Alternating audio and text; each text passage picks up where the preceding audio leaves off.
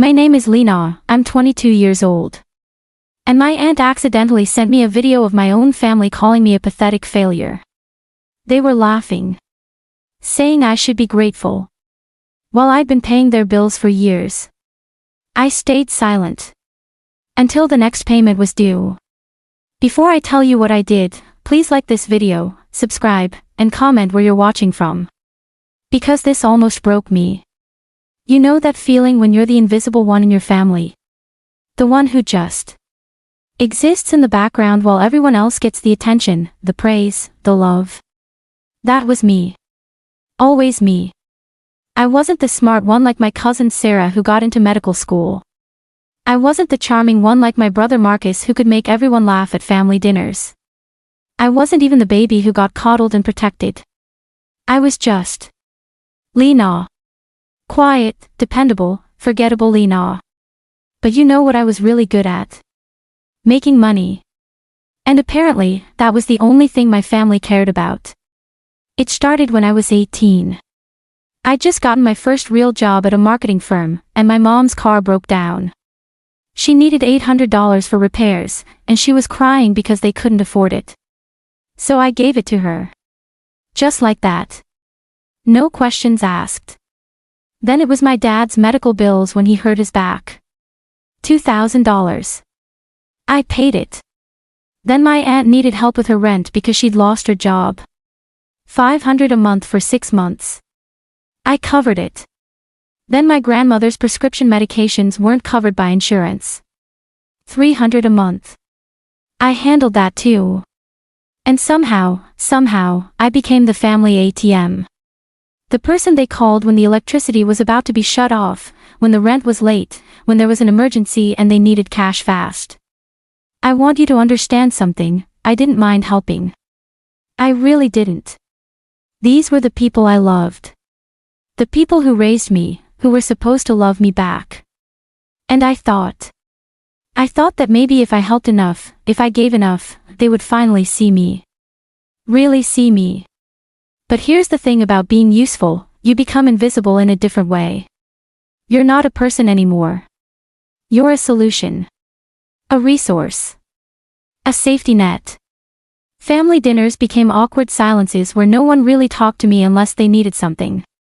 Holiday conversations happened around me, not with me. I was there, physically present, but emotionally I might as well have been a piece of furniture. And the requests kept coming. My phone would buzz, and my heart would sink because I knew. I always knew. It was never "Hey, how are you?"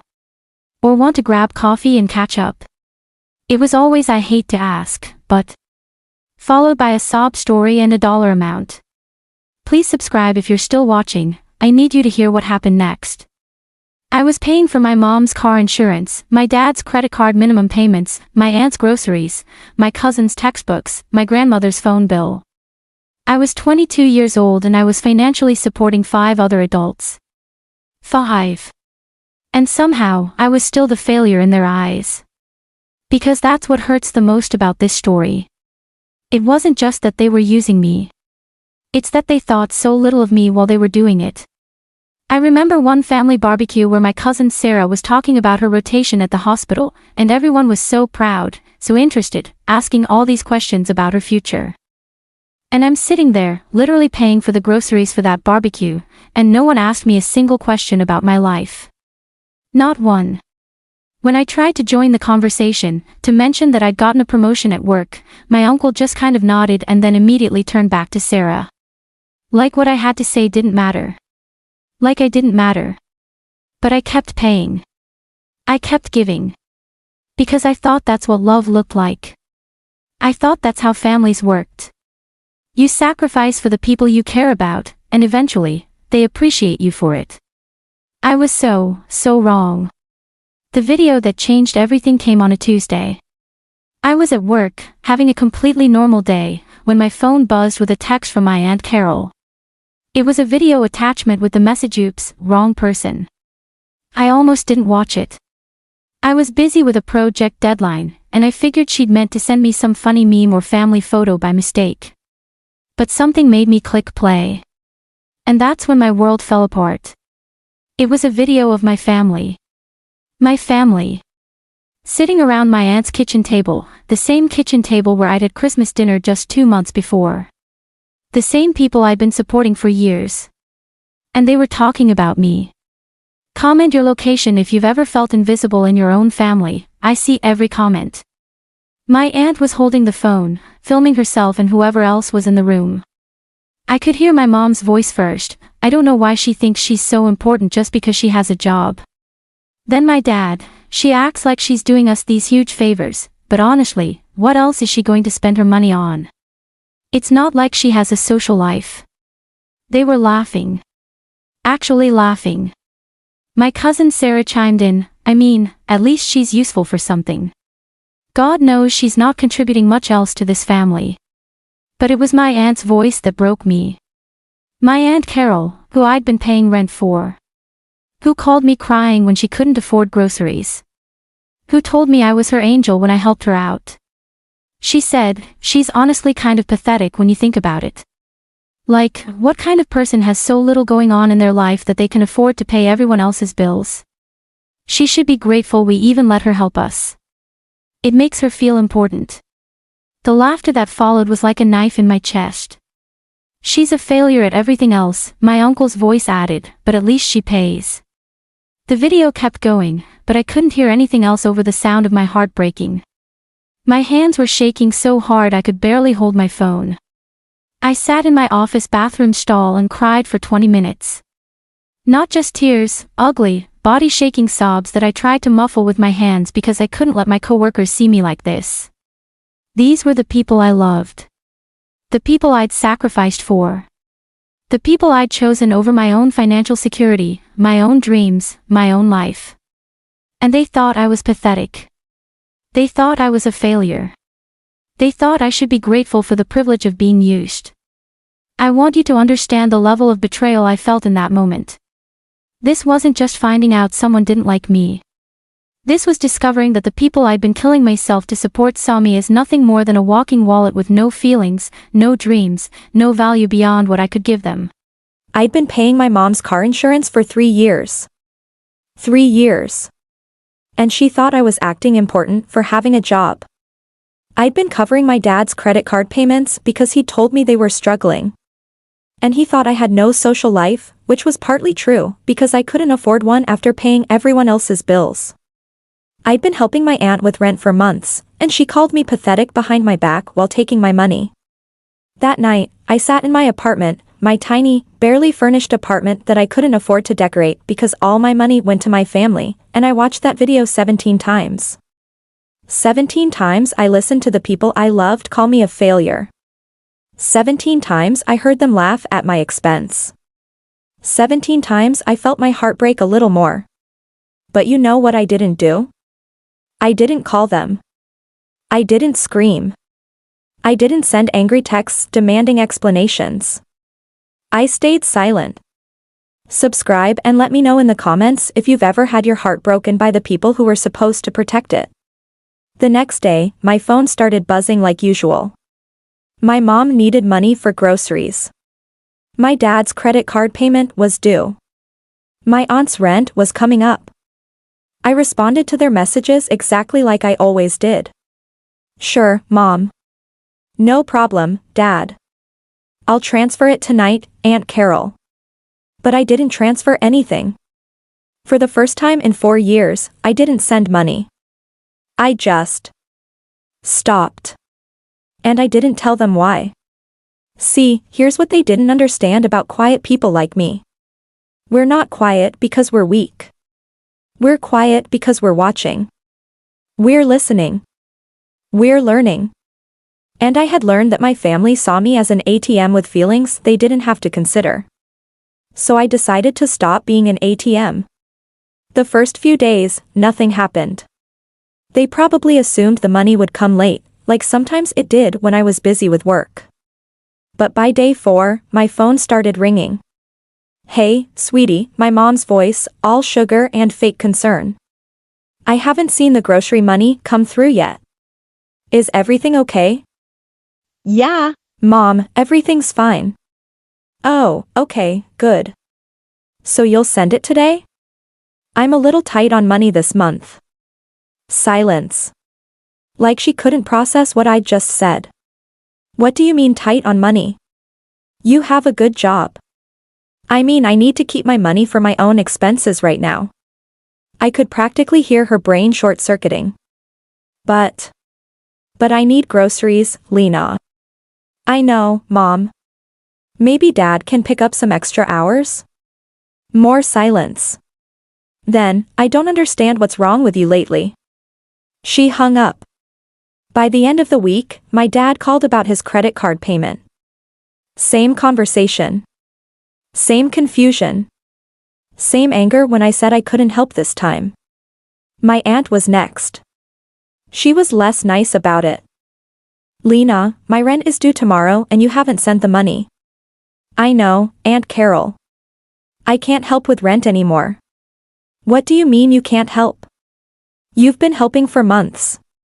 And now I'm not. Why not? I almost told her about the video right then. Almost. But something stopped me. Maybe I wanted to see how far they'd push before they realized I knew the truth. I've decided to focus on my own financial goals. She laughed. Actually laughed.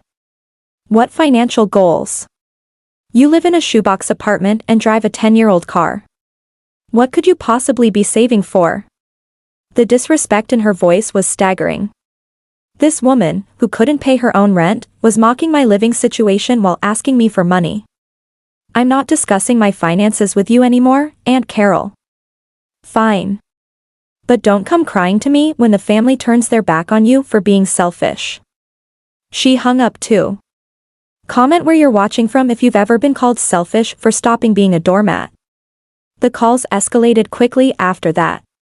My cousin Sarah left me a voicemail calling me ungrateful and heartless. My uncle sent angry texts about how family is supposed to help family.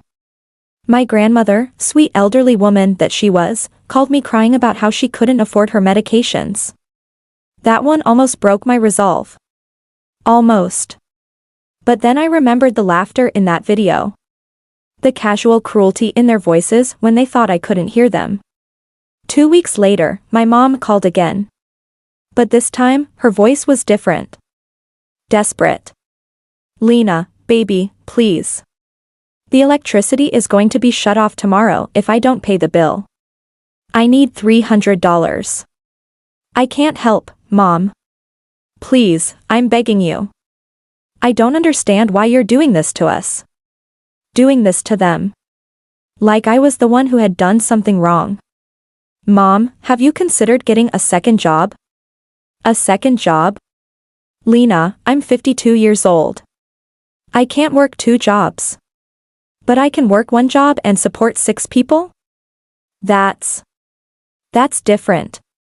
How is it different? She couldn't answer that. Because there was no good answer. There was no reason why my money was automatically their money, but their problems were never my problems. 3 weeks in, my Aunt Carol called me sobbing. Really sobbing. Lena, please, I'm going to lose my apartment. The landlord is starting eviction proceedings. I need the rent money. I told you I can't help anymore. But why? What did I do? I thought we had a good relationship. And that's when I finally told her. You sent me a video by mistake 3 weeks ago, Aunt Carol. Silence. Dead silence. What video?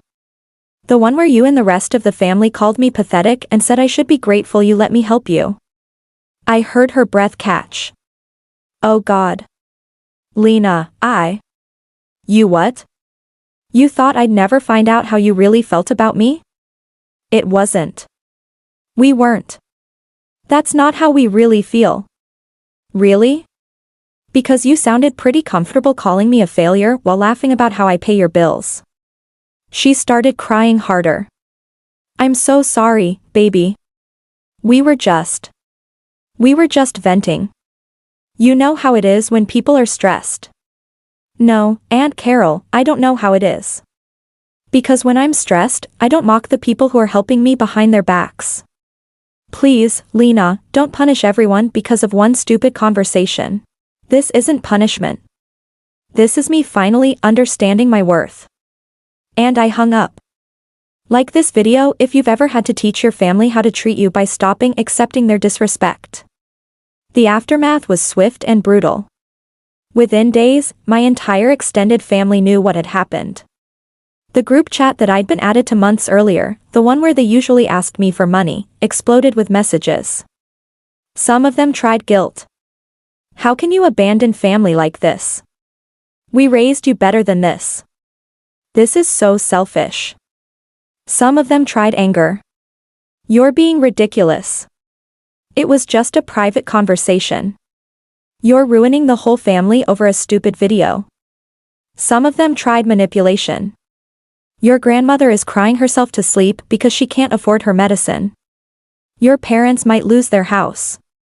Is your pride really worth more than family? But none of them, not one single person, apologized for what they said in that video. None of them acknowledged that calling me pathetic while taking my money was wrong. None of them seemed to understand that the issue wasn't the video itself, it was the complete lack of respect it revealed. My cousin Sarah sent me the longest message. I can't believe you're throwing away our entire family relationship over one conversation where people were just blowing off steam.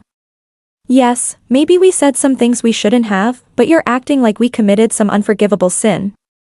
You've always been overly sensitive, Lena. This is exactly the kind of dramatic overreaction that makes family gatherings awkward. If you can't handle people being human and imperfect, then maybe you're not as mature as you think you are. We're all struggling right now, and instead of helping, you're making everything worse. I hope your pride keeps you warm at night when you're all alone. I read that message 5 times before I realized she was proving my point with every single word. Even in her attempt to reconcile, she was calling me overly sensitive, dramatic, immature, and selfish. There was no recognition that they had done anything wrong. No acknowledgement that their words had been cruel. No understanding that I was a person with feelings who deserved basic respect. I was expected to keep giving my money and accept being called pathetic for it. I was expected to keep being useful while staying invisible. I was expected to fund their lives while they mocked mine behind my back. So I sent one final message to the group chat. Just one. I've spent 4 years believing that love meant sacrifice. I sacrificed my savings, my financial security, my own dreams, and my peace of mind because I thought that's what family does for each other. I gave you my money, my time, and my heart, and I never asked for anything in return except basic respect. That video showed me I couldn't even have that. I'm not angry anymore. I'm not hurt anymore. I'm just done. Don't contact me again unless it's to apologize, and I mean really apologize, not to ask for more money or to tell me how wrong I am for having boundaries. I hope you all figure out how to take care of yourselves the way I've been taking care of all of you. Then I left the chat. And I blocked their numbers. Subscribe if you believe people have to earn the right to be in your life, even if they're family. The silence that followed was the most peaceful I'd felt in years. My apartment suddenly felt bigger because I wasn't constantly stressed about money. My phone stopped buzzing with guilt trips and emergencies that somehow always required my wallet to solve. My paycheck started going into my savings account instead of disappearing into other people's problems. For the first time since I was 18, I bought myself something nice. A new couch for my shoebox apartment. Plants for my windows. Books I'd wanted to read but couldn't afford because my money was always spoken for. I started saying yes to dinner invitations from coworkers because I could actually afford to go out. I began planning a vacation, my first real vacation in 4 years. And slowly, I started to remember who I was before I became everyone else's solution. 3 months later, my aunt showed up at my apartment. I saw her through the peephole, looking tired and desperate. I almost didn't answer the door, but something made me open it. Please, she said before I could say anything. Please just listen to me. You have 5 minutes. I lost my apartment. I'm staying with your mom now, but things are bad, Lena. Really bad. Your dad lost his job last month. Your mom's working double shifts, but it's not enough. Sarah had to drop out of medical school because they couldn't afford tuition anymore. I felt a flicker of something, maybe sympathy, maybe guilt, but I pushed it down. I'm sorry to hear that. You could help us. You could fix all of this. No, I couldn't. What do you mean? You have money saved up now, right? I mean, I couldn't fix this, Aunt Carol. Even when I was paying for everything, you were all still miserable. You were still stressed. You were still struggling. My money didn't fix anything. It just enabled you to avoid dealing with your problems. That's not true, isn't it? I paid your rent for months, but did you ever look for a better job? I covered Dad's credit card payments, but did he ever learn to budget? I bought Mom's groceries, but did she ever try to meal plan or use coupons? My money didn't solve your problems, it just postponed them. She was crying now, but I felt nothing. Not cruelty, not satisfaction, just nothing. Besides, I continued, you called me pathetic for helping you. Why would you want help from someone you think so little of? I was wrong. We were all wrong. We know that now. You know that because you need money. Would you have realized you were wrong if you didn't need anything from me? She couldn't answer that question. We both knew the answer. I can't do this anymore, Aunt Carol. I can't be responsible for everyone else's life while mine doesn't matter to anyone. Your life matters to us. No, my money matters to you. There's a difference. She left without another word. Comment your location if you've ever had to choose between your own well-being and your family's expectations. That was 6 months ago.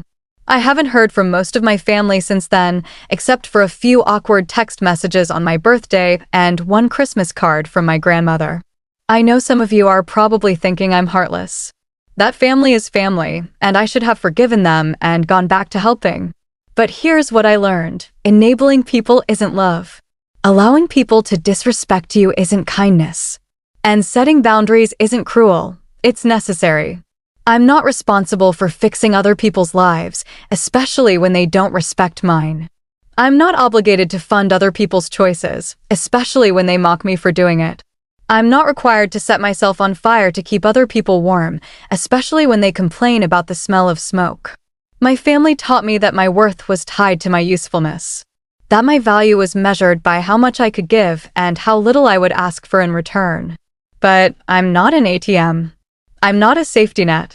I'm not a solution to other people's problems. I'm a person who deserves respect, appreciation, and love that isn't conditional on how much money I can provide. These days, my life looks different. I have savings now, real savings that aren't earmarked for other people's emergencies. I have plans for the future that aren't dependent on how much my family needs from me each month. I've started therapy to work through years of feeling invisible and unworthy. I'm learning to recognize my own needs and to prioritize them without guilt. I'm building friendships with people who value me for who I am, not what I can give them. And yes, sometimes I feel lonely. Sometimes I miss the feeling of being needed, even if it was for the wrong reasons. Sometimes I wonder if I made the right choice. But then I remember that video. I remember the laughter. I remember being called pathetic while paying for the roof over their heads. And I know I made the only choice I could make and still respect myself. If you're in a similar situation, if you're the giver in your family, the one everyone turns to when they need something but ignores when they don't, please know this. You are not responsible for other people's financial problems. You are not obligated to sacrifice your own future for other people's poor choices. You are not selfish for having boundaries. Love should never feel like a transaction. Family should never feel like a burden you have to carry alone. You deserve to be valued for who you are, not just what you can provide. Please subscribe to this channel for more real stories like this one. Like this video if it resonated with you or if you've been in a similar situation. And comment where you're watching from. I read every single comment and I want to know you're out there. Thank you for listening to my story. Thank you for letting me be seen and heard in a way my own family never did. And remember, sometimes the strongest thing you can do is stop being strong for everyone else and start being strong for yourself. You matter. Your feelings matter. Your life matters. Don't let anyone convince you otherwise.